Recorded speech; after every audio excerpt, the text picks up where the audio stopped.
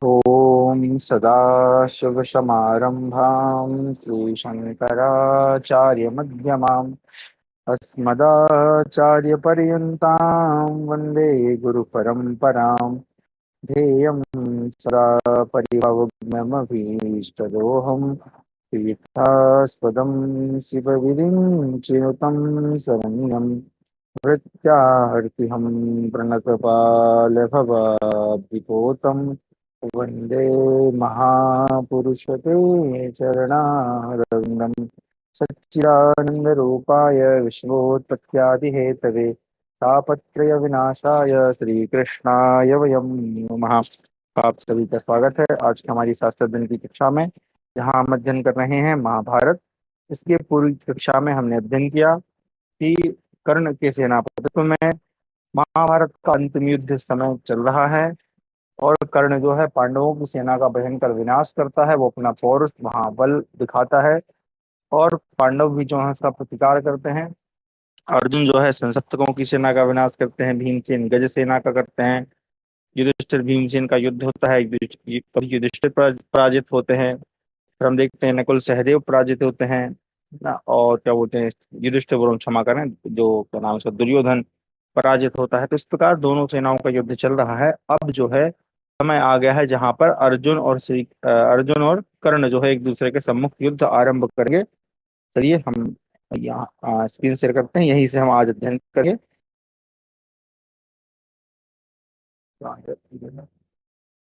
तो हमारा है सप्तषष्टितमोध्याय यानी 67वां अध्याय। अर्जुन का युधिष्ठिर से अब तक कर्ण को न मार सकने का कारण बताते हुए उसे मारने के लिए प्रतिज्ञा करना।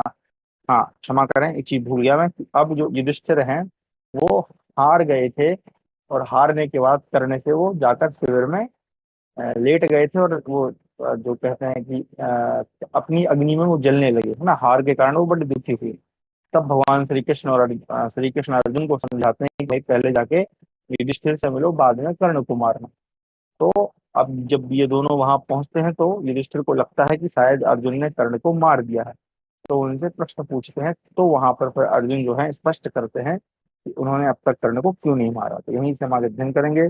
संजय वाचो तदधर्मशीलस्य वचो निशम्य राज्ञा क्रुद्धश्चातिरतो महात्मा उवाच दुर्धर्षमदीनसत्त्वं युधिष्ठिरं जिष्णुरनन्तवीर्यः। अर्जुनोवाच सन्तप्तकैः युध्यमानस्य मेद्य सेनाग्रयायी कुरुसेनियेषु राजन् आसीविभाषान् खगमान् प्रमुञ्चन् द्रोणी पुरस्तात् सहसाभ्यतिष्ठत्। संजय कहते हैं, राजन, क्रोध में भरे हुए धर्मात्मा नरेश की वह बात सुनकर अनंत पराक्रमी अतिरथी महात्मा विजयशील अर्जुन ने उदारचित्त एवं दुर्जय राजा युधिष्ठिर से इस प्रकार कहा। राजन, आज जब मैं संसप्तकों के साथ युद्ध कर रहा था, उस समय कौरव सेना का अगुआ यानी नायक द्रोणपुत्र अश्वत्थामा विषधर सर्प के समान भयंकर बाणों का प्रहार करता हुआ सहसा मेरे सामने आकर खड़ा हो गया। भूपाल शिरोमणि, इधर कौरवों की सारी सेना मेघ के समान गंभीर गदर ध्वनि करने वाले मेरे रथ को देखकर युद्ध के लिए डटकर खड़ी हो गई। तब मैंने उस सेना में से 500 वीरों का वध करके आचार्य पुत्र पर आक्रमण किया। जैसे गजराज सिंह की ओर दौड़े, उसी प्रकार अश्वत्थामा ने मुझे सामने पाकर विजय के लिए प्रयत्नशील हो मुझ पर आक्रमण किया। उसने मारे जाते हुए कौरवृत्तियों का उद्धार करने की इच्छा की। तदनंतर कौरवों के प्रधान वीर दुर्धर्ष आचार्य पुत्र ने रण क्षेत्र में विष और अग्नि के समान भयंकर तीखे बाणों द्वारा मुझे और श्री कृष्ण को पीड़ित करना आरंभ किया।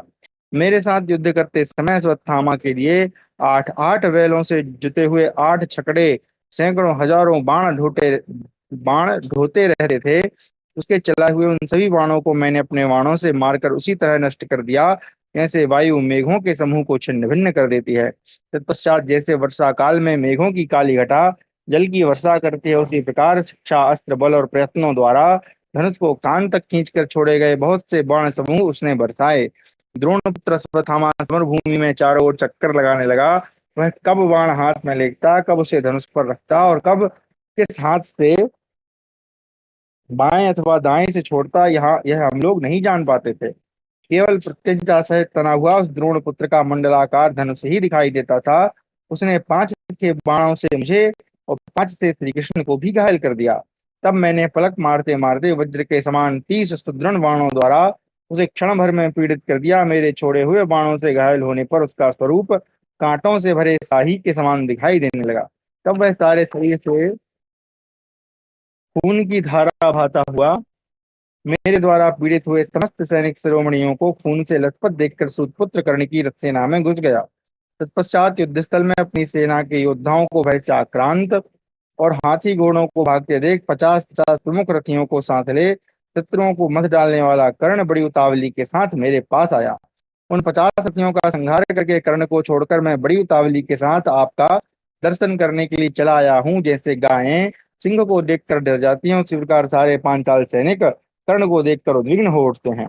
मृत्यु के फैले हुए मुंह के समान कर्ण के पास पहुंचकर प्रबंधक गण भारी संकट में पड़ गए। कर्ण ने युद्ध युद्ध के समुद्र में डूबे हुए उन 700 रथियों को तत्काल मृत्यु लोक में भेज दिया था।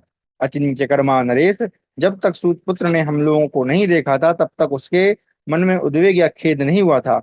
मैंने जब सुना कि उसने पहले आप पर दृष्टिपात किया था और आपसे उसका युद्ध भी हुआ था, साथ ही उससे भी पहले स्वतः ने आपको क्षत विक्षत कर दिया था, तब क्रूर कर्मा कर्ण के सामने से आपका यहाँ चला आना ही मुझे समयोचित प्रतीत हुआ। पांडुनंदन, मैंने युद्ध में अपने सामने करने के इस विचित्र अस्त्र को देखा था। संजयों में दूसरा ऐसा कोई योद्धा नहीं जो आज महारथी कर्ण का सामना कर सके। राजन, शनिपौत्र सात्विकी और धृष्टद्युम्न मेरे चक्र रक्षक हों। युधामन्यु और उत्तमौजा ये दोनों सूरवीर राजकुमार मेरे पृष्ठभाग की रक्षा करें। महानुभाव भरतवंशी नृपश्रेष्ठ, शत्रु सेना में विद्यमान रथियों में वीर दुर्जय सूतपुत्र कर्ण के साथ यदि इस संग्राम में आज मुझे वह दिख जाए तो युद्ध स्थल में मिलकर मैं उसी तरह युद्ध करूंगा जैसे वज्रधारी इंद्र ने वृत्रासुर के साथ किया था। आइए देखिए, आज मैं रणभूमि में सुपुत्र पर विजय पाने के लिए युद्ध करना चाहता हूँ। प्रभद्रगण कर्ण पर धावा कर रहे हैं, ऐसा करके वे मानो अजगर के मुख में पड़ गए हैं। भारत, 6000 राजकुमार स्वर्गलोक में जाने के लिए युद्ध के सागर में मग्न हो गए हैं। राजन राजसिंह, यदि आज मैं बंधुओं सहित युद्ध में तत्पर हुए कर्ण को हठपूर्वक न मार डालूं तो प्रतिज्ञा करके उसका पालन न करने वाले को जो दुखदाई गति प्राप्त होती है उसी को मैं भी पाऊंगा। मैं आपसे आज्ञा चाहता हूँ, आप रणभूमि में मेरी विजय का आशीर्वाद दीजिए। नरेंद्र सिंह, धृतराष्ट्र के पुत्र भीमसेन को कृष्ण लेने की चेष्टा कर रहे हैं। मैं इसके पहले ही सुपुत्र कर्ण को, उसकी सेना को तथा संपूर्ण शत्रुओं को मथ डालूंगा, क्षमा करें मार डालूंगा। इस प्रकार हमारा 67वां अध्याय समाप्त हुआ। 68वां अध्याय, युधिष्ठिर का अर्जुन के प्रति अपमानजनक क्रोधपूर्ण वचन। संजयोवाच, श्रुत्वा श्रुत्वा कर्णं कल्यमुदार्यवीर्यं क्रुद्धा पार्था फाल्गुनस्यामितौजाः धनञ्जयं वाक्यमुवाच चेदं युधिष्ठिराकर्णशराभितप्तः विप्रद्रुतातात च मुष्टवीया तविस्कृता चाद्य यथा न साधु भीतो भीमं त्यज्य चायास्तथा त्वं यन्नाशकः कर्णमथो निहन्तुम्। संजय कहते हैं, राजन, कर्ण के बाणों से संतप्त हुए अमित तेजस्वी कुंती कुमार राजा युधिष्ठिर अधिक बलशाली कर्ण को सकुशल सुनकर अर्जुन पर कुपित हो उनसे इस प्रकार बोले। तात, तुम्हारी सेना भाग चली है। तुमने आज इसकी ऐसी उपेक्षा की है जो किसी प्रकार अच्छी नहीं कही जा सकती। जब तुम कर्ण को जीत नहीं सकते हो तो भयभीत हो भीमसेन को वहीं छोड़कर यहाँ चले आए। पार्थ, तुमने कुंती के गर्भ में निवास करके भी अपने सगे भाई के प्रति ऐसा स्नेह निभाया जिसे कोई अच्छा नहीं कह सकता। क्योंकि जब तुम पुत्र कर्ण के मारने में समर्थ न हो सके तब भीमसेन को अकेले रणभूमि में छोड़कर स्वयं वहां से चले आए। तुमने द्वैत वन में जो यह सत्य वचन कहा था कि मैं एकमात्र रथ के द्वारा युद्ध करके कर्ण को मार डालूंगा, उस प्रतिज्ञा को तोड़कर कर्ण से भयभीत हो भीमसेन को छोड़कर आज तुम रणभूमि से लौट कैसे आए। पार्थ, यदि तुमने द्वैत वन में यह कह दिया होता कि राजन, मैं कर्ण के साथ युद्ध नहीं कर सकूंगा, तो हम सब लोग समयोचित कर्तव्य का निश्चय करके उसी के अनुसार कार्य करते। वीर, तुमने मुझसे कर्ण के वध की प्रतिज्ञा करके उसी रूप में पालन नहीं किया। यदि ऐसा ही करना था तो हमें शत्रुओं के बीच में लाकर पत्थर की वेदी पर पटक कर शीश क्यों नहीं डाला। राजकुमार अर्जुन, हमने बहुत से मंगलमय अभीष्ट पदार्थ प्राप्त करने की इच्छा रखकर तुम पर आशा लगा रखी थी, परंतु फल चाहने वाले मनुष्यों को अधिक फूलों वाला फलहीन वृक्ष जैसे निराश कर देता है, उसी प्रकार तुमने सारी आशा को उसी प्रकार तुमसे हमारी सारी आशा निष्फल हो गई। मैं राज्य पाना चाहता था, किंतु तुमने मांस से ढके हुए बंसी के कांटे और भोजन सामग्री से आच्छादित हुए विष के समान मुझे राज्य के रूप में अनर्थकारी विनाश का ही दर्शन कराया है। धनंजय, जैसे बोया हुआ बीज समय पर मेघ द्वारा की हुई वर्षा की प्रतीक्षा में जीवित रहता है, उसी प्रकार तुमने 13 वर्षों तक सदा उसी प्रकार हमने 13 वर्षों तक सदा तुम पर ही आशा लगाकर जीवन धारण किया था, परंतु तुमने हम सब लोगों को नरक में डुबो दिया, अर्थात भारी संकट में डाल दिया। मंदबुद्धि अर्जुन, तुम्हारे जन्म लिए अभी 7 ही दिन बीते थे कि माता कुंती से आकाशवाणी ने इस प्रकार कहना आरंभ किया। देवी, तुम्हारा यह पुत्र इंद्र के समान पराक्रमी पैदा हुआ है। यह अपने समस्त शूरवीर शत्रुओं को जीत लेगा। यह उत्तम शक्ति से संपन्न बालक पांडव वन में देवताओं के समूहों तथा संपूर्ण प्राणियों पर भी विजय प्राप्त करेगा। यह मद्र, कलिंग और केकयों को जीतेगा तथा राजाओं की मंडली में कौरवों का भी विनाश कर डालेगा। इससे बढ़कर दूसरा कोई धनुर्धर नहीं होगा, कोई भी प्राणी कभी भी इसे जीत नहीं सकेगा। यह अपने मन और इंद्रियों को वश में रखता हुआ संपूर्ण विद्याओं को प्राप्त कर लेगा और इच्छा करते ही सभी प्राणियों को अपने अधीन कर सकेगा। यह चंद्रमा की कांति, वायु के वेग, मेरु की स्थिरता, पृथ्वी की क्षमा, सूर्य की प्रभा, कुबेर की लक्ष्मी, इंद्र के शौर्य और भगवान विष्णु के बल से संपन्न होगा। कुंती, तुम्हारा यह महामना पुत्र अदिति के गर्भ से प्रकट हुए शत्रुहंता भगवान विष्णु के समान उत्पन्न हुआ है। वह अमित बलशाली बालक स्वजनों की विजय और शत्रुओं के वध के लिए प्रसिद्ध एवं कुल परंपरा का प्रवर्तक होगा। श्रृंग पर्वत के शिखर पर तपस्वी महात्माओं के सुनते हुए आकाशवाणी ने ये बातें कही थी, परंतु उसका यह कथन सफल नहीं हुआ। निश्चय ही देवता लोग भी झूठ बोलते हैं। इसी प्रकार दूसरे महर्षि भी सदा तुम्हारी प्रशंसा करते हुए ऐसी ही बातें कहा करते थे।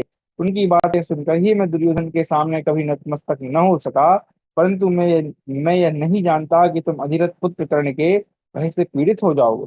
दुर्योधन ने पहले ही जो बात कह दी थी कि अर्जुन युद्ध में महाबली कर्ण के सामने नहीं खड़े हो सकेंगे, उसके इस कथन पर मैंने मूर्खतावश विश्वास नहीं किया था, इसलिए आज संतप्त हो रहा हूँ। शत्रुओं के समुदाय में फंसकर अत्यंत असीम नरक तुल्य संकट में पड़ गया हूँ। अर्जुन, तुम्हें पहले ही यह कह देना चाहिए था कि मैं सूतपुत्र कर्ण के साथ किसी प्रकार युद्ध नहीं करूंगा। वैसी दशा में मैं संजयों, केकयों तथा अन्यान्य सुहृदों को युद्ध के लिए आमंत्रित नहीं करता। आज जब ऐसी परिस्थिति है, तब सूतपुत्र कर्ण, राजा दुर्योधन तथा अन्य जो लोग मेरे साथ युद्ध की इच्छा से एकत्र हुए हैं, उन सबके साथ छिड़े हुए इस संग्राम में मैं कौन सा कार्य कर सकता हूँ। श्री कृष्ण, मैं कौरवों, सुहृदों तथा अन्य जो लोग युद्ध की इच्छा से एकत्र हुए हैं, उन सबके बीच में आज सूतपुत्र कर्ण के अधीन हो गया। मेरे जीवन में बहिष्कार है। आज एकमात्र भीमसेन ही मेरे रक्षक हैं, जिन्होंने महान भयदायक संग्राम में सब ओर से मेरी रक्षा की है। उन्होंने मुझे संकट से मुक्त करके अपने पैने बाण से कर्ण को बींध डाला था। भीमसेन का शरीर खून से नहा उठा था, फिर भी वे हाथ में गदा लेकर प्रलय काल के यमराज की भांति रणभूमि में विचरते थे और प्राणों का मोह छोड़कर सम्रांगण में एकत्र हुए कौरवों के साथ युद्ध करते थे। धृतराष्ट्र पुत्रों के साथ युद्ध करते हुए भीमसेन का वह महान सिंहनाद बारंबार सुनाई दे रहा है। पार्थ, यदि महारथियों में श्रेष्ठ और उत्तम रथी तुम्हारा पुत्र अभिमन्यु जीवित होता, तो वह शत्रुओं का वध अवश्य करता। फिर तो समर भूमि में मुझे ऐसा अपमान नहीं उठाना पड़ता। यदि सम्रांगण में घटोत्कच भी जीवित होता, तो भी मुझे वहां से मुंह फेरकर भागना नहीं पड़ता। भीमसेन का वह पुत्र समर भूमि में आगे चलने वाला महान अस्त्रवेत्ता और तुम्हारे समान ही पराक्रमी था। उसके होने पर हमारे शत्रुओं की सेना यत्न करके भी सफल न होती और भय से व्याकुल होकर आंखें बंद कर लेती। उस महानुभाव वीर ने अकेले ही रात्रि में युद्ध किया था, जिससे शत्रु सैनिक भय के मारे रणभूमि छोड़कर भागने लगे थे। उसने कर्ण पर आक्रमण करके रणभूमि में अपने बाण समूहों द्वारा सबको मोह में डाल दिया था, परंतु धैर्य में स्थित हुए सूतपुत्र कर्ण ने इंद्र की दी हुई उस शक्ति द्वारा उसे मार डाला। निश्चय ही मेरे अभाग्य और पूर्वकृत पाप इस युद्ध में प्रबल हो रहे हैं। दुरात्मा कर्ण ने संग्राम में तुम्हें तिनके के समान समझकर मेरा ऐसा अपमान किया है। किसी शक्तिहीन तथा बंधु बांधवों से रहित सहाय मनुष्य के साथ जैसा बर्ताव किया जाता है, कर्ण ने वैसा ही मेरे साथ किया है। जो कोई पुरुष आपत्ति में पड़े हुए मनुष्य को संकट से छुड़ा देता है, वही बंधु है और वही स्नेही सुहृद। प्राचीन महर्षि ऐसा कहते हैं। यह सत्पुरुषों द्वारा सदा से पालित होने वाला धर्म है। उनकी नंदन, तुम्हारा रथ साक्षात विश्वकर्मा का बनाया हुआ है। उसके धुरे से कोई आवाज नहीं होती। उसका उस पर बानर ध्वजा फहराती रहती है, ऐसे सुलक्षण रथ पर आरूढ़ हो, स्वर्ण जटित खड्ग और 4 हाथ के श्रेष्ठ धनुष गांडीव को लेकर तथा भगवान श्री कृष्ण जैसे सारथी द्वारा संचालित होकर भी तुम कर्ण से भयभीत होकर कैसे भाग आए? तुम अपना गांडीव धनुष भगवान श्री कृष्ण को दे दो तथा रणभूमि में स्वयं इनके सारथी बन जाओ। फिर जैसे इंद्र ने हाथ में वज्र लेकर वृत्रासुर का वध किया था, उसी प्रकार ये श्री कृष्ण भयंकर वीर कर्ण को मार डालेंगे। यदि तुम आज रणभूमि में विचरते हुए इस भयानक वीर राधा पुत्र कर्ण का सामना करने की शक्ति नहीं रखते, तो अब यह गांडीव धनुष दूसरे किसी ऐसे राजा को दे दो जो अस्त्र बल में तुमसे बढ़कर हो। पांडुनंदन, ऐसा हो जाने पर संसार के मनुष्य हमें फिर इस प्रकार स्त्री पुत्रों के संयोग से रहित, राज्य नष्ट होने के कारण सुख से वंचित तथा पापियों द्वारा सेवित अगाध नरक तुल्य कष्ट में गिरा हुआ नहीं देखेंगे। दुरात्मा राजपुत्र, यदि तुम 5वें महीने में माता के गर्भ से गिर गए होते अथवा माता कुंती के अत्यंत कष्टदायक गर्भ में आए ही नहीं होते, तो वह तुम्हारे लिए अच्छा होता, क्योंकि उस दशा में तुम्हें युद्ध से भाग आने का कलंक तो प्राप्त नहीं होता। धिक्कार है तुम्हारे गांडीव धनुष को, धिक्कार है तुम्हारी भुजाओं के पराक्रम को, धिक्कार है तुम्हारे नक्षत्र जवानों को, धिक्कार है हनुमान जी द्वारा उपलक्षित तुम्हारी ध्वजा को, तथा धिक्कार है अग्निदेव के दिए उस रथ को। इस प्रकार हमारा 68वां अध्याय समाप्त। बड़ा क्रोध हो गया भाई, कह दिया कि तुम आए ही नहीं होते।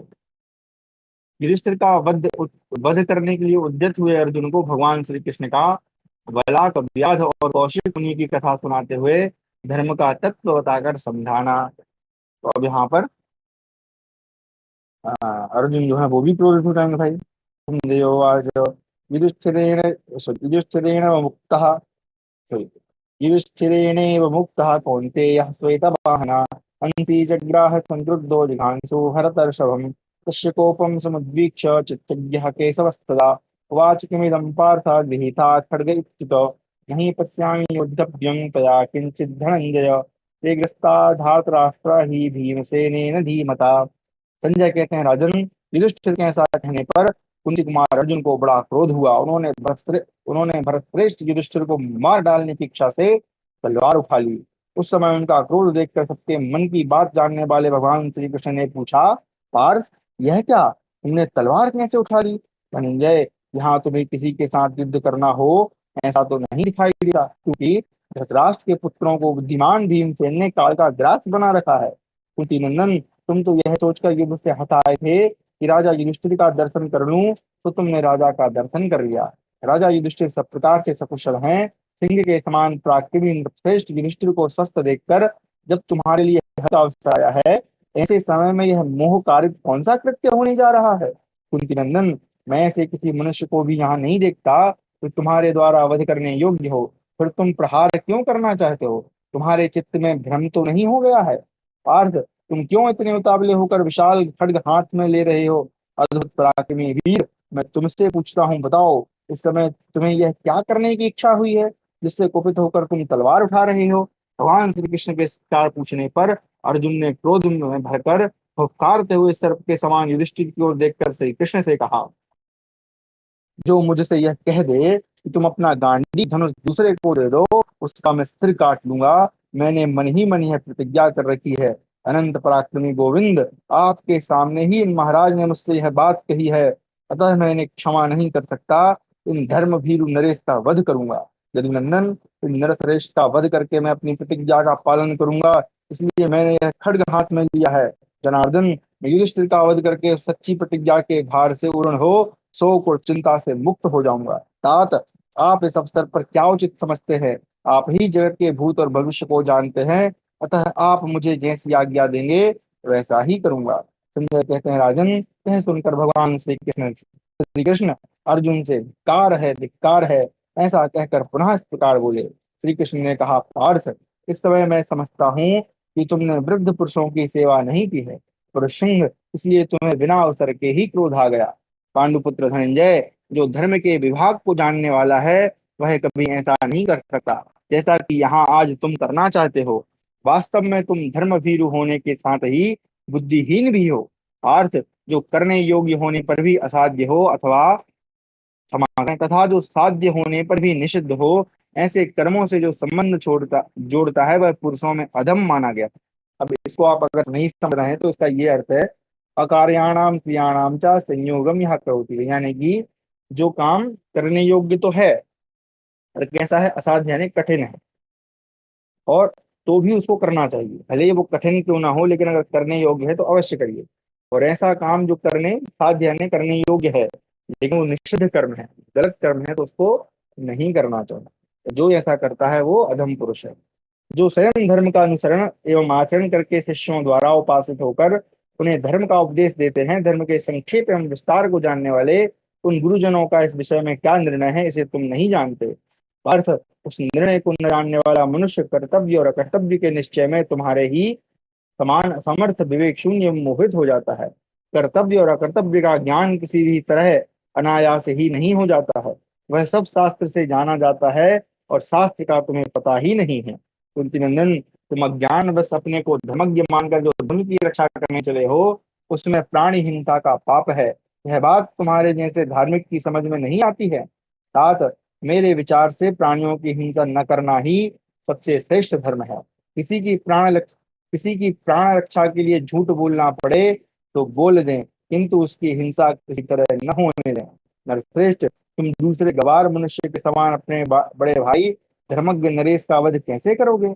मानद, जो युद्ध न करता हो, शत्रुता न रखता हो, संग्राम से विमुख होकर भागा जा रहा हो, शरण में आता हो, हाथ जोड़कर आश्रय में आ पड़ा हो तथा असावधान हो, ऐसे मनुष्य का वध करना श्रेष्ठ पुरुष अच्छा नहीं समझते हैं। तुम्हारे बड़े भाई में उपयुक्त तो सभी बातें हैं। पार्थ, तुमने नासमझ बालक के समान पहले कोई प्रतिज्ञा कर ली थी, इसलिए तुम मूर्खतावश अधर्मयुक्त कार्य करने को तैयार हो गए हो। कुंती कुमार, बताओ, तुम तो धर्म के सूक्ष्म एवं दुर्बोध स्वरूप का अच्छी तरह विचार किए बिना ही ज्येष्ठ भ्राता का वध करने के कैसे दौड़ पड़े।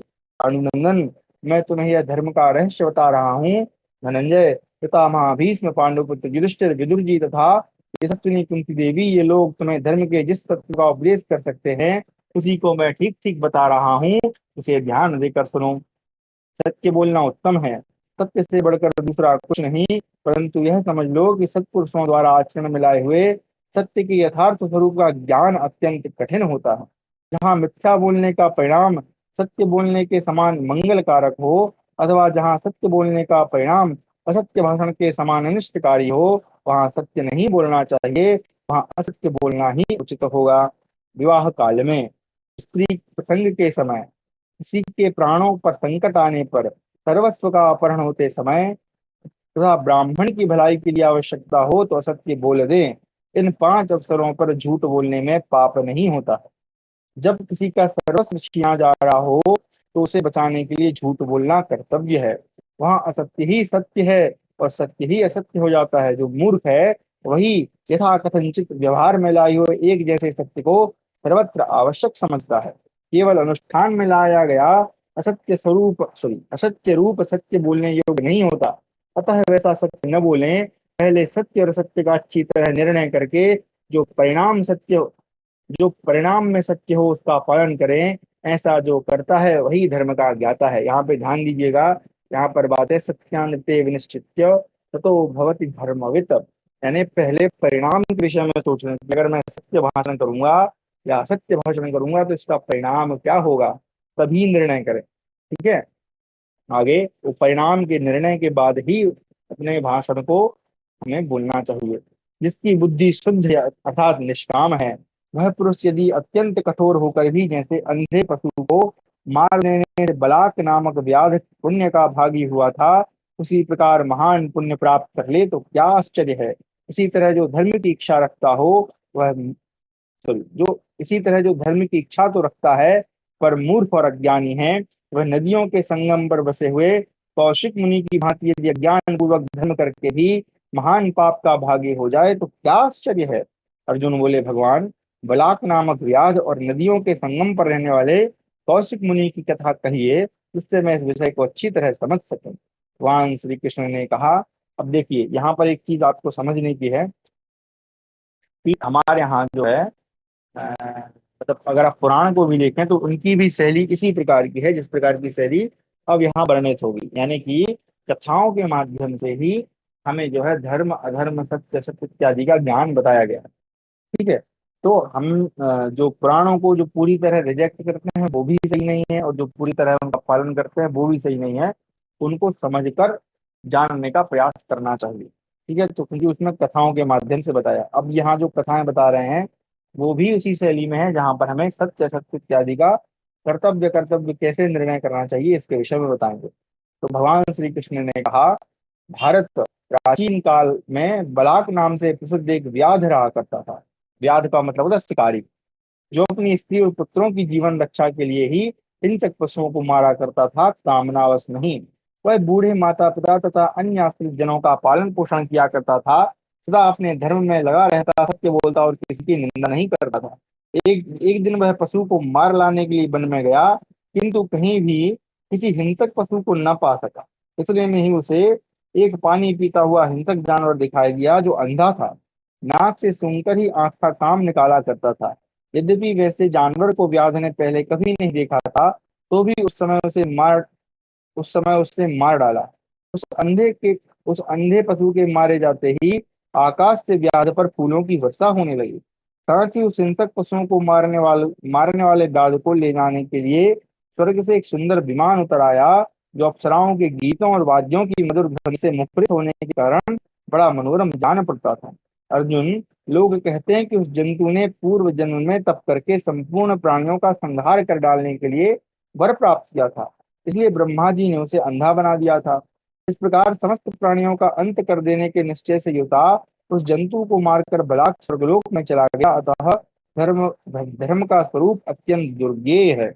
दुर्गेय अर्थात बड़ी दुष्करता से, बड़ी कठिनाई से जानने योग्य है ना, क्योंकि उसको नहीं पता था फिर भी उसने मार दिया, क्योंकि वो सबको मारने वाला था।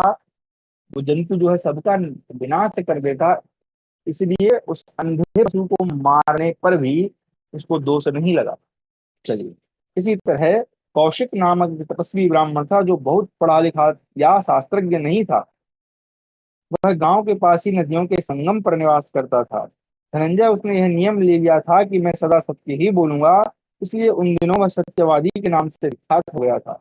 एक दिन की बात है, कुछ लोग क्षमा करें, कुछ लोग लुटेरों के भय से छिपने के लिए इस वन में घुस गए, परंतु वे लुटेरे कुपित हो वहां भी उन लोगों का यत्नपूर्वक अनुसंधान करने लगे। उन्होंने सत्यवादी कौशिक मुनि के पास आकर पूछा, भगवान, बहुत से लोग जो इधर ही आए हैं किस रास्ते गए हैं? मैं सत्य की साक्षी से पूछता हूँ, यदि आप उन्हें जानते हो तो बताइए। उनके इस प्रकार पूछने पर कौशिक मुनि ने उन्हें सच्ची बात बता दी। इस वन में जहाँ बहुत से वृक्ष लताएं और झाड़ियां हैं, वहीं वे गए हैं। इस प्रकार कौशिक ने उन दस्युओं को यथार्थ बात बता दी। तब उन निर्दयी डाकुओं ने उन सबका पता पाकर उन्हें मार डाला, ऐसा सुना गया है। इस तरह वाणी का दुरुपयोग करने से कौशिक को महान पाप लगा, जिससे उसे नरक का कष्ट भोगना पड़ा, क्योंकि वह धर्म के सूक्ष्म स्वरूप को समझने में कुशल नहीं था। जिसे शास्त्रों का बहुत थोड़ा ज्ञान है, जो विवेक शून्य होने के कारण धर्मों के विभाग विभाग को ठीक ठीक नहीं जानता, वह मनुष्य यदि वृद्ध पुरुषों से, यहाँ वृद्ध का मतलब जो अनुभवी हैं, ज्ञानी हैं, वृद्ध पुरुषों से अपने संदेह नहीं पूछता, तो अनुचित कर्म कर बैठने के कारण वह महान नरक के सदृश कष्ट भोगने योग्य हो जाता है। धर्माधर्म के निर्णय के लिए तुम्हें संक्षेप से कोई संकेत बताना पड़े, जो इस प्रकार होगा। कुछ लोग परम ज्ञान रूप दुष्कर धर्म को तर्क के द्वारा जानने का प्रयत्न करते हैं, परंतु एक श्रेणी के बहुसंख्यक मनुष्य ऐसा कहते हैं कि धर्म का ज्ञान वेदों से होता है। किंतु मैं तुम्हारे निकट इन दोनों मतों के ऊपर कोई दोषारोपण नहीं करता, परंतु केवल वेदों के द्वारा सभी धर्म कर्म का विधान नहीं होता है, इसलिए धर्मज्ञ महर्षियों ने समस्त प्राणियों के अभ्युदय और निस्त्रेयस के लिए उत्तम धर्म का प्रतिपादन किया है। सिद्धांत यह है कि जिस कार्य में हिंसा न हो वही धर्म है। महर्षियों ने प्राणियों की हिंसा न होने देने के लिए ही उत्तम धर्म का प्रवचन किया है। धर्म ही प्रजा को धारण करता है, और धारण करने के कारण ही उसे धर्म कहते हैं। ये धर्म की परिभाषा महाभारत से है, अगर आप चाहे तो रेफरेंस लिख सकते हैं कि धारणा धर्म मित्याहु धर्मो धारयते प्रजा यस्याधारण संयुक्तम धर्म इति निश्चयः। इसलिए जो धारण अर्थात प्राण रक्षा से युक्त हो, जिसमें किसी भी जीव की हिंसा न की जा रही हो, वही धर्म है। ऐसा ही धर्म शास्त्रों का सिद्धांत है। जो लोग अन्याय पूर्वक दूसरों के धन आदि का अपहरण कर लेना चाहते हैं, वे कभी अपने स्वार्थ की सिद्धि के लिए दूसरों से सत्य भाषण रूप धर्म का पालन कराना चाहते हो तो वहां उनके समक्ष मौन रहकर उनसे पिंड छुड़ाने की चेष्टा करें, इसी तरह कुछ बोले ही नहीं। किंतु यदि बोलना अनिवार्य हो जाए अथवा न बोलने से लुटेरों के संदेह होने लगे तो वहां असत्य बोलना ही ठीक है। ऐसे अवसर पर उस असत्य को ही बिना विचारे सत्य समझो। जो मनुष्य किसी कार्य के लिए प्रतिज्ञा करके उसका प्रकारांतर से उत्पादन करता है वह दंभी होने के कारण उसका फल नहीं पाता, ऐसा मनीषी पुरुषों का कथन है। प्रकारांतर यानी अब जैसे कि किसी ने कोई प्रतिज्ञा कर ली कि मैं ये करूंगा और वो फिर जो है वो किसी तरह से उसको पालन न करे, यानी प्रतिज्ञा कर ली तो उसका पालन करना चाहिए, है ना। लेकिन उसमें भी धर्म धर्म का ज्ञान होना चाहिए। आगे, प्राण संकट काल में विवाह में समस्त कुटुंबियों के प्राणांत का समय उपस्थित होने पर तथा हंसी परिहास आरंभ होने पर यदि असत्य बोला गया हो तो वह असत्य नहीं माना जाता। धर्म के तत्व को जानने वाले विद्वान उक्त अवसरों पर मिथ्या बोलने में पाप नहीं समझते। यहाँ पर एक हो सकता है आप लोगों के मन में प्रश्न आ जाए कि भाई विवाह के समय क्यों बोल रहे हैं। तो विवाह के समय बोलने का अर्थ ये नहीं है कि जो है हमें जो है कन्या के विषय में सत्य भाषण करना चाहिए और वहां पे वर के विषय में सत्य भाषण करना चाहिए। विवाह का मतलब ये है कि जब वहां पर इस तरह जैसे कि जो परंपराएं हैं को अगर कोई प्राचीन मतलब क्या बोलते हैं उसको, कोई रीति रिवाज अगर चल रहा है तो उस समय थोड़ी बहुत अगर हंसी मजाक भी है तो असत्य भाषण हम कर सकते हैं। उसका मतलब ये नहीं कि असत्य बोल के हमें विवाह करना चाहिए, ठीक है। इस, इसका जो वर्णन हमें अन्य जो हमारे गृह्य सूत्र इत्यादि हैं उसमें मिल जाता है, ठीक है। विवाह का मतलब ये नहीं कि असत्य बोल के विवाह करना है। विवाह के समय यहाँ पर है, विवाह ही लिखा है ना, सप्तमी विभक्ति है, मतलब विवाह में, विवाह के समय, ठीक है। चलिए आगे, जो झूठी शपथ खाने पर भी लुटेरों के साथ बंधन में पड़ने से छुटकारा पा सके उसके लिए वहां असत्य बोलना ही ठीक है। उसे बिना विचारे सत्य समझना चाहिए। जहां तक बस चले किसी तरह लुटेरों को धन नहीं देना चाहिए, क्योंकि पापियों को दिया हुआ धन दाता को भी दुख देता है। अतः धर्म के लिए झूठ बोलने पर मनुष्य असत्य भाषण के दोष का भागी नहीं होता। अर्जुन, मैं तुम्हारा हित चाहता हूँ, इसलिए आज मैंने अपनी बुद्धि और धर्म के अनुसार संक्षेप से तुम्हारे लिए यह विधि पूर्वक धर्माधर्म के निर्णय का संकेत बताया है। यह सुनकर अब तुम ही बताओ, क्या अब भी राजा युधिष्ठिर तुम्हारे वध हैं? अच्छा, आप लोग चिंता ना करें, अभी जब हम अनुशासन पर्व पढ़ेंगे और जब हम उसके बाद और भी जो अन्य पर्व आएंगे वहां पर विस्तार से इस बारे में हमें अन्य कथाएं मिलेंगी, अन्य संकेत मिलेंगे, ठीक है। वहां पे संक्षेप में है आगे। अर्जुन बोले, प्रभु, कोई बहुत बड़ा विद्वान और परम बुद्धिमान मनुष्य ने ऐसा उपदेश दे सकता है तथा जिसके अनुसार आचरण करने से हम लोगों का हित हो सकता है, वैसा ही यह आपका भाषण हुआ है। श्री कृष्ण, आप हमारे माता पिता के तुल्य हैं, आप ही परम गति और परमाश्रय हैं। तीनों लोगों में कहीं कोई भी ऐसी बात नहीं जो आपको विदित न हो, अतः आप ही परम धर्म को संपूर्ण यथार्थ रूप से जानते हैं। अब मैं पांडुनंद धर्मराज युधिष्ठिर को वध के योग्य नहीं मानता। मेरी इस मानसिक प्रतिज्ञा के विषय में आप भी कोई अनुग्रह अर्थात भाई का वध किए बिना ही प्रतिज्ञा की रक्षा का उपाय बताइए। जो मेरे मन में जो यहाँ कहने योग्य उत्तम बात है इसे पुनः सुन लीजिए। दशहार कुल नंदन, आप तो यह जानते हैं कि मेरा व्रत क्या है। मनुष्यों में से जो कोई भी मुझसे यह कह दे कि पार्थ तुम अपना गांडीव धनुष किसी दूसरे ऐसे पुरुष को दे दो जो अस्त्रों के ज्ञान अथवा बल में तुमसे बढ़कर हो, तो केशव मैं उसे बलपूर्वक मार डालूं। इसी प्रकार भीमसेन को कोई मूछ दाढ़ी रहित कह दे तो वे उसे मार डालेंगे। विष्णुवीर, राजा युधिष्ठिर ने आपके सामने ही बारंबार मुझसे कहा है कि तुम अपना धनुष दूसरे को दे दो। केशव, यदि मैं युधिष्ठिर को मार डालूं तो इस जीव जगत में थोड़ी भी देर में जीवित नहीं रह सकता। यदि किसी तरह पाप से छूट जाऊं तो भी राजा युधिष्ठिर के वध का चिंतन करके जी नहीं सकता। निश्चय ही इस समय मैं कर्तव्य विमूढ़ होकर पराक्रम शून्य और अचेत हो रहा हूँ। परमात्माओं में से श्री कृष्ण, संसार के लोगों की समझ में जिस प्रकार मेरी प्रतिज्ञा सच्ची हो जाए और जिस प्रकार पांडुपुत्र राजा युधिष्ठिर और मैं दोनों जीवित रह सकें, वैसी ही कोई सलाह आप मुझे देने की कृपा करें। भगवान श्री कृष्ण ने कहा, वीर, राजा युधिष्ठिर थक गए हैं। कर्ण ने युद्ध स्थल में अपने तीखे बाण समूहों द्वारा उन्हें क्षत विक्षत कर दिया है, इसलिए ये बहुत दुखी हैं। इतना ही नहीं, जब ये युद्ध नहीं कर रहे हैं उस समय भी सूतपुत्र ने इनके ऊपर लगातार बाणों की वर्षा करके इन्हें अत्यंत घायल कर दिया था। इसलिए दुखी होने के कारण इन्होंने तुम्हारे प्रति रोष पूर्वक ही अनुचित बातें कही हैं। इन्होंने यह भी सोचा है कि यदि अर्जुन को क्रोध ना दिलाया गया तो ये युद्ध में कर्ण को नहीं मार सकेंगे। इस कारण भी वैसी बातें कह दी हैं। ये पांडुनंदन राजा युधिष्ठिर जानते हैं कि संसार में पापी कर्ण का सामना करना तुम्हारे सिवा दूसरों के लिए असंभव है। पार्थ, इसलिए अत्यंत रोष में भरे हुए राजा ने मेरे सामने तुम्हें कटु वचन सुनाए। कर्ण नित्य निरंतर युद्ध के लिए उद्यत और शत्रुओं के लिए असह्य है। आज रणभूमि में हार जीत का जुआ कर्ण पर ही अवलंबित है। कर्ण के मारे जाने पर अन्य कौरव शीघ्र ही परास्त हो सकते हैं। धर्मपुत्र राजा युधिष्ठिर के मन में ऐसा ही विचार काम कर रहा है। अर्जुन, इसलिए धर्मपुत्र युधिष्ठिर वध के योग्य नहीं है। इधर तुम्हें अपनी प्रतिज्ञा का पालन भी करना है। अतः जिस उपाय से ये जीवित रहते हुए मरे के समान हो जाएं, वही तुम्हारे अनुरूप होगा, उसे बताता हूँ, सुनो। इस जीव जगत में माननीय पुरुष जब तक सम्मान पाता है, तभी तक वह वास्तव में जीवित है। जब वह महान अपमान पाने लगता है, तब वह जीते जी मरा हुआ ही कहलाता है। तुमने, भीमसेन ने, नकुल, सहदेव ने तथा अन्य वृद्ध पुरुषों ने, सूरवीरों ने जगत में राजा युधिष्ठिर का सदा सम्मान किया, किंतु इस समय तुम उनका थोड़ा सा अपमान कर दो। पार्थ, तुम युधिष्ठिर को सदा कहते आए हो,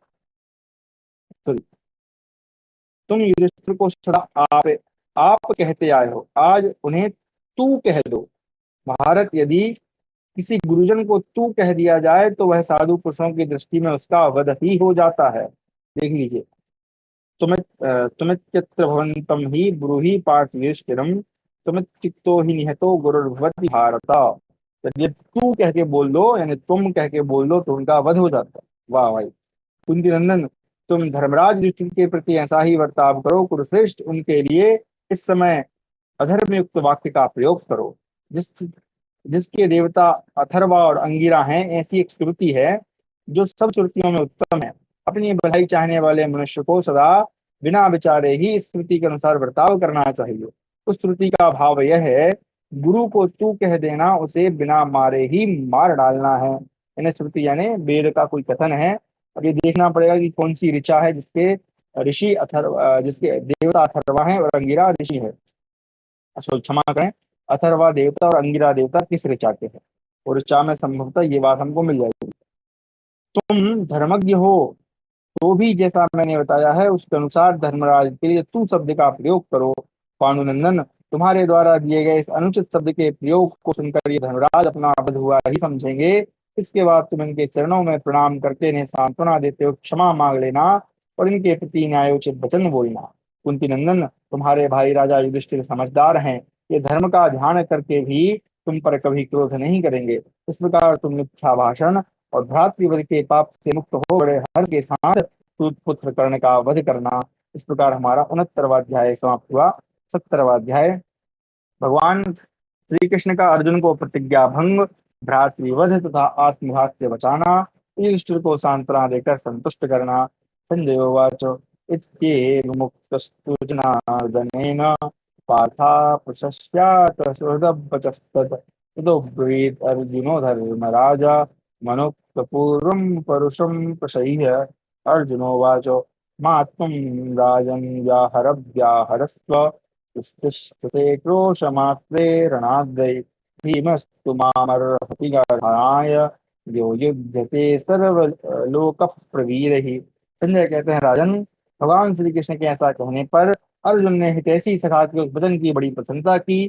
फिर वे हठपूर्वक धर्मराज के प्रति ऐसे कठोर वचन कहने लगे जैसे उन्होंने पहले कभी नहीं कहे थे। अर्जुन बोले, राजन, तू तो स्वयं ही युद्ध से भागकर एक कोस दूर आ बैठा है, अतः तू मुझसे न बोल। हाँ, भीमसेन को मेरी निंदा करने का अधिकार है, जो कि समस्त संसार के प्रमुख वीरों के साथ अकेले ही जूझ रहे हैं। जो यथा समय शत्रुओं को पीड़ा युद्ध स्थल में उन समस्त शौर्य संपन्न भूपतियों, प्रधान प्रधान रथियों, श्रेष्ठ गजराजों, प्रमुख अश्वारोहियों, असंख्य वीरों, सहस्त्र से भी अधिक हाथियों, 10,000 काम्बोज देशी अश्वों तथा पर्वतीय वीरों का वध करके जैसे मृगों को मारकर सिंह दहाड़ रहा हो, उसी प्रकार भयंकर सिंहनाद करते हैं जो वीर भीमसेन हाथ में गदा ले रस्ते कूद कर उसके द्वारा रणभूमि में हाथी घोड़ों एवं रथों का संहार करते हैं तथा ऐसा अत्यंत दुष्कर पराक्रम प्रकट कर रहे हैं जैसा कि तू कभी नहीं कर सकता। इनका पराक्रम इंद्र के समान है, जो उत्तम खड्ग चक्र और धनुष के द्वारा हाथी घोड़ों और पैदल योद्धाओं तथा अन्यान्य शत्रुओं को दग्ध किए देते हैं, जो पैरों से कुचलकर दोनों हाथों से वैरियों का विनाश करते हैं। वे महाबली कुबेर और यमराज के समान पराक्रमी एवं शत्रुओं की सेना का बलपूर्वक संहार करने में समर्थ भीमसेन ही मेरी निंदा करने के अधिकारी हैं। तू मेरी निंदा नहीं कर सकता, क्योंकि तू अपने पराक्रम से नहीं, हितैषी स्वजनों द्वारा सदा सुरक्षित होता है। जो शत्रु पक्ष के महारथियों, गजराजों, घोड़ों और प्रधान प्रधान पैदल योद्धाओं को भी द्रोण कर दुर्योधन की सेनाओं में घुस गए हैं, वे एकमात्र शत्रुदमन भीमसेन ही मुझे उलाहना देने के अधिकारी हैं। जो कलिंग, बंग, अंग, निषाद और मगध देशों में उत्पन्न सदा मदमत्त रहने वाले तथा काले मेघों की घटा के समान दिखाई देने वाले शत्रु पक्षी अनेक अनेक हाथियों का संहार करते हैं, वे शत्रुघ्न भीमसेन ही मुझे उलाहना देने के अधिकारी हैं। वीर बर भीमसेन यथा समय जुते हुए रथ पर आरूढ़ हो, धनुष लाते हुए मुट्ठी भर बाण निकालते हो, जैसे मेघ जल की धारा गिराते हैं, उसी प्रकार महासमर में बाणों की वर्षा करते हैं। मैंने देखा है, आज भीमसेन ने युद्धस्थल में अपने बाणों द्वारा शत्रु पक्ष के 800 हाथियों को उनके कुंभस्थल, शुंड और चंडाग्र भाग काट कर मार डाला। वे शत्रुघ्नता भीमसेन ही मुझसे कठोर वचन कहने के अधिकारी हैं। राजन, नकुल ने समरभूमि में प्राणों का मोह छोड़कर सहसा आगे बढ़ चढ़कर बहुत से हाथी, घोड़े और शूरवीर योद्धाओं का वध किया। युद्ध की अभिलाषा रखने वाला वह शत्रुघ्न भी मुझे उलाहना दे सकता है। सहदेव ने भी दुष्कर कर्म किया है। शत्रु सेना का मर्दन करने वाला वह बलवान वीर निरंतर युद्ध में लगा रहता है। वह भी यहाँ आया था, किंतु कुछ भी न बोला। देख ले, तुझमें और उसमें कितना अंतर है। धृष्टद्युम्न, सात्विकी, द्रौपदी के पुत्र युधामन्यु, उत्तमौजा और शिखंडी, ये सभी वीर युद्ध में अत्यंत पीड़ा सहन करते आए हैं, अतः ये भी मुझे उपालंब दे सकते हैं, तू नहीं। भरत नंदन, ज्ञानी पुरुष कहते हैं कि श्रेष्ठ ब्राह्मणों का बल उनकी वाणी में होता है और क्षत्रियों का बल उनकी दोनों भुजाओं में है, परंतु तेरा बल केवल वाणी में है। तू निष्ठुर है। मैं जैसा बलवान हूँ उसे तू ही अच्छी तरह जानता है। मैं सदा स्त्री, पुत्र और जीवन और यह शरीर लगाकर तेरा ये कार्य सिद्ध करने के लिए प्रयत्नशील रहता हूँ। ऐसी दशा में भी तू मुझे अपने बागवानों से मार रहा है। हम लोग तुझसे थोड़ा सा भी सुख न पा सके। तू द्रौपदी की सैया पर बैठा बैठा मेरा अपमान न कर। मैं ही तेरे लिए बड़े बड़े महारथियों का संहार कर रहा हूँ। इसी से तू मेरे प्रति अधिक संदेह करके निष्ठुर हो गया है। तुझसे कोई सुख मिला हो इसका मुझे स्मरण नहीं। नरदेव, तेरा प्रिय करने के लिए सत्य प्रतिज्ञ भीष्म जी ने युद्ध में महामनस्वी वीर द्रुपद कुमार शिखंडी को अपनी मृत्यु बताया था। मेरे ही द्वारा सुरक्षित होकर शिखंडी ने उन्हें मारा है। मैं तेरे राज्य का अभिनंदन नहीं करता, क्योंकि तू अपना ही अहित करने के लिए जुए में आसक्त है। स्वयं नीच पुरुषों द्वारा सेवित पाप कर्म करके अब तू हम लोगों के द्वारा शत्रु सेना रूपी समुद्र को पार करना चाहता है। जुआ खेलने में बहुत से पापमय दोष बताए हैं, जिन्हें सहदेव ने तुझसे कहा था और तुझे तूने सुना भी था। तो भी तू उस दुर्जन सेवित दोषों का परित्याग न कर सका। इसी से हम सब लोग नरक तुल्य कष्ट में पड़ गए। पांडु कुमार, तुझसे थोड़ा सा भी सुख मिला हो यह हम नहीं जानते, क्योंकि तू जुआ खेलने के विषय में पड़ा हुआ है। स्वयं यह दुर्व्यसन करके अब तू हमें कठोर बातें सुना रहा है। हमारे द्वारा मारी गई शत्रुओं की सेना के शत्रुओं की सेना अपने क्षमा करें, हमारे द्वारा मारी गई शत्रुओं की सेना अपने कटे हुए अंगों के साथ पृथ्वी पर पड़ी पड़ी करा रही है। तूने वह क्रूरता पूर्ण कर्म कर डाला है, जिससे पाप तो होगा ही, कौरव वंश का भी विनाश हो जाएगा। उत्तर दिशा के वीर मारे गए, पश्चिम के योद्धाओं का संहार हो गया, पूर्व देश के क्षत्रिय नष्ट हो गए और दक्षिण देशी योद्धा काट डाले गए। शत्रुओं के और हमारे पक्ष के बड़े बड़े योद्धाओं ने युद्ध में ऐसा पराक्रम किया जिसकी कहीं तुलना नहीं है। नरेंद्र, तू भाग्यहीन जुआरी है। तेरे ही कारण हमारे राज्य का नाश हुआ और तुझसे ही हमें घोर संकट की प्राप्ति हुई। राजन, अब तू अपने वचन रूपी चाबुकों से हमें पीड़ा देते हुए फिर कुपित न कर। संजय कहते हैं, राजन, सब साक्षी अर्जुन धर्म भीरु हैं। उनकी बुद्धि स्थिर है तथा वे उत्तम ज्ञान से संपन्न हैं। उस समय राजा युधिष्ठिर को वैसी रूखी और कठोर बातें सुनाकर वे ऐसे अनमने और उदास हो गए, मानो कोई पातक करके इस प्रकार पछता रहे हों। देवराज कुमार अर्जुन को उस समय बड़ा पश्चाताप हुआ। उन्होंने लंबी सांस खींचते हुए फिर से तलवार खींच ली। यह देख भगवान श्री कृष्ण ने कहा, अर्जुन, यह क्या? तुम आकाश के समान निर्मल इस तलवार को पुनः क्यों मयान से बाहर निकाल रहे हो? तुम मुझे मेरी बात का उत्तर दो। मैं तुम्हारा अभीष्ट अर्थ सिद्ध करने के लिए पुनः कोई योग्य उपाय बताऊंगा। पुरुषोत्तम भगवान श्री कृष्ण के इस प्रकार पूछने पर अर्जुन अत्यंत दुखी हो उनसे इस प्रकार बोले, भगवान, मैंने जिसके द्वारा पूर्वक भाई का अपमान रूप अहितकर कार्य कर डाला है, अपने उस शरीर को ही अब नष्ट कर डालूंगा। अर्जुन का यह वचन सुनकर धर्मात्माओं में श्रेष्ठ श्री कृष्ण ने उनसे कहा, पार्थ, राजा युधिष्ठिर को तू कहकर तुम इतने घोर दुख में क्यों डूब गए? शत्रुसूदन, क्या तुम आत्मघात करना चाहते हो? किरीटधारी वीर, साधु पुरुषों ने कभी ऐसा कार्य नहीं किया है। नरवीर, यदि आज धर्म से डरकर तुमने अपने बड़े भाई इन धर्मात्मा युधिष्ठिर को तलवार से मार डाला होता तो तुम्हारी कैसी दशा होती, और इसके बाद तुम क्या करते? कुंती नंदन, धर्म का स्वरूप सूक्ष्म है, उसको जानना या समझना बहुत कठिन है। विशेषतः ज्ञानी पुरुषों के लिए तो उसका जानना और भी मुश्किल है। अब मैं जो कुछ कहता हूँ उसे ध्यान देकर सुनो। भाई का वध करने के लिए जिस घोर अत्यंत नरक की प्राप्ति होती है, उससे भी भयानक नरक तुम्हें स्वयं ही अपनी हत्या करने से प्राप्त हो सकता है। अतः पार्थ, अब तुम यहाँ अपनी ही वाणी द्वारा अपने गुणों का वर्णन करो। ऐसा करने से यह मान लिया जाएगा तुमने अपने ही हाथों अपना वध कर लिया। यानी खुद की प्रशंसा खुद करें तो अपने ही वध के समान होता है। यह सुनकर अर्जुन ने उनकी बात का अभिनंदन करते हुए कहा, श्री कृष्ण, ऐसा ही हो। फिर इंद्र कुमार अर्जुन ने अपने धनुष को नवाकर धर्मात्माओं में श्रेष्ठ युधिष्ठिर से इस प्रकार बोले, राजन सुनिए। नरदेव पिनाकधारी भगवान शंकर को छोड़कर दूसरा कोई भी मेरे समान धनुर्धर नहीं है। और महात्मा महेश्वर ने मेरी वीरता का अनुमोदन किया है। मैं चाहूं तो क्षण भर में चराचर प्राणियों सहित संपूर्ण जगत को नष्ट कर डालूं। राजन, मैंने संपूर्ण दिशाओं और दिक्पालों को जीतकर आपके अधीन कर दिया था। पर्याप्त दक्षिणाओं से युक्त राजसूय यज्ञ का अनुष्ठान था। आपकी दिव्य सभा का निर्माण मेरे ही बल से संभव हुआ है। मेरे ही हाथ में तीखे तीर और बाण तथा प्रत्यंचा सहित विशाल धनुष है। मेरे चरणों में रथ और ध्वजा के चिन्ह हैं। मेरे जैसा भी यदि युद्ध भूमि में पहुंच जाए तो उसे शत्रु जीत नहीं सकते। मेरे द्वारा उत्तर दिशा के वीर मारे गए, पश्चिम के योद्धाओं का संहार हो गया, पूर्व देश के क्षत्रिय नष्ट हो गए और दक्षिण देशी योद्धा काट डाले गए। संसप्तकों का भी थोड़ा सा ही भाग शेष रह गया। मैंने सारी कौरव सेना के आधे भाग को स्वयं ही नष्ट किया है। राजन, देवताओं की सेना के समान प्रकाशित होने वाली भरतवंशियों की यह विशाल वाहिनी मेरे ही हाथों मारी जाकर रणभूमि में सो रही है। जो अस्त्र विद्या के ज्ञाता हैं उन्हीं को मैं अस्त्रों से मारता हूँ, इसलिए यहाँ संपूर्ण लोगों को भस्म नहीं करता हूँ। श्री कृष्ण, तब हम दोनों विजयशालियों भयंकर रथ पर बैठकर सूतपुत्र का वध करने के लिए शीघ्र ही चल दें। आज ये राजा युधिष्ठिर संतुष्ट हों। मैं रणभूमि में अपने बाणों द्वारा कर्ण का नाश कर डालूंगा। यूं कहकर अर्जुन पुनः धर्मात्माओं में श्रेष्ठ युधिष्ठिर से बोले, आज मेरे द्वारा सूतपुत्र की माता पुत्रहीन हो जाएगी, अथवा मेरी माता कुंती ही कर्ण के द्वारा मुझ एक पुत्रहीन हो जाएगी। मैं सत्य कहता हूँ, आज युद्ध स्थल में अपने बाणों द्वारा कर्ण को मारे बिना मैं कवच नहीं उतारूंगा।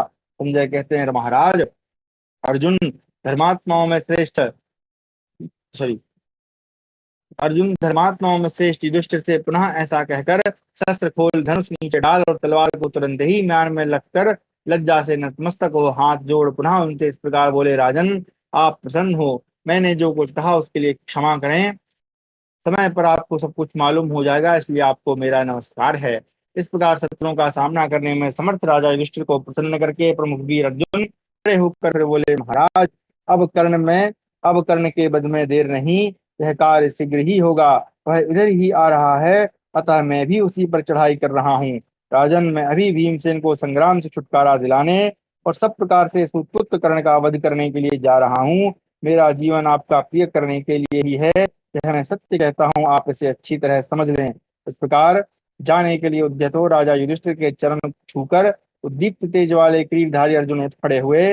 इधर अपने भाई अर्जुन का पूर्वोक्त रूप से कठोर वचन सुनकर पांडुपुत्र धर्मराज युधिष्ठिर दुख से व्याकुल चित्त हो उस सैया से उठ गए और अर्जुन से इस प्रकार बोले, उनके नंदन, अवश्य ही मैंने अच्छा कर्म नहीं किया है जिससे तुम लोगों पर अत्यंत भयंकर संकट आ पड़ा है। मैं कुलांतकारी अधम मैं क्लांतिकारी नराधम पापी पापमय दुर्वसन में आसक्त मूल बुद्धि आलसी और डरपोक हूँ।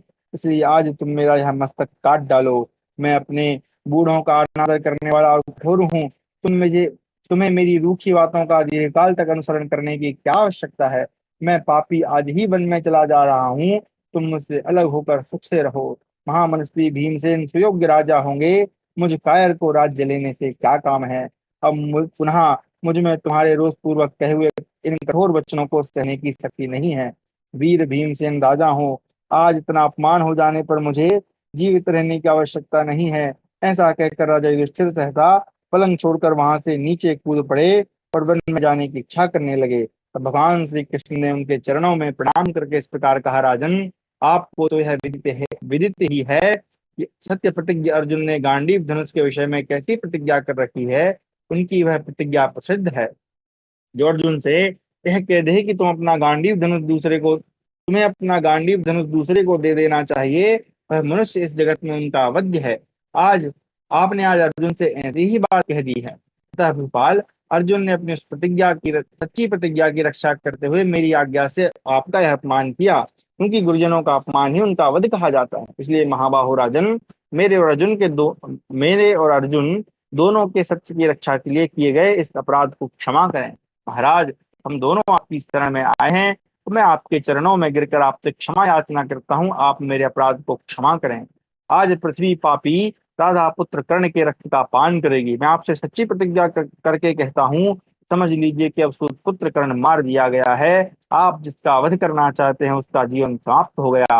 भगवान श्री कृष्ण का यह वचन सुनकर धर्मराज युधिष्ठिर ने अपने चरणों में पड़े हुए हृषिकेश को वेग पूर्वक उठाकर फिर दोनों हाथ जोड़कर यह बात कही, गोविंद, आप जैसा कहते हैं वह ठीक है। वास्तव में मुझसे यह नियम का उल्लंघन हो गया। माधव, आपने अनुनय द्वारा मुझे संतुष्ट कर दिया और संकट के समुद्र में डूबने से बचा लिया। अच्युत, आज आपके द्वारा हम लोग घोर विपत्ति से बच गए। आज आपको अपना रक्षक पाकर हम दोनों संकट के भयानक समुद्र से पार हो गए। हम दोनों ही अज्ञान से मोहित हो रहे थे, परंतु आपकी बुद्धि रूपी नौका का आश्रय लेकर दुख शोक के समुद्र से मंत्रियों सहित पार हो गए। अच्युत, हम आपसे ही स्नात हैं। इस प्रकार हमारा 70वां अध्याय समाप्त हुआ। कक्षा को यहीं विराम देते हैं। कल फिर हम पढ़ेंगे अर्जुन से भगवान श्री कृष्ण का उपदेश। अर्जुन और युधिष्ठिर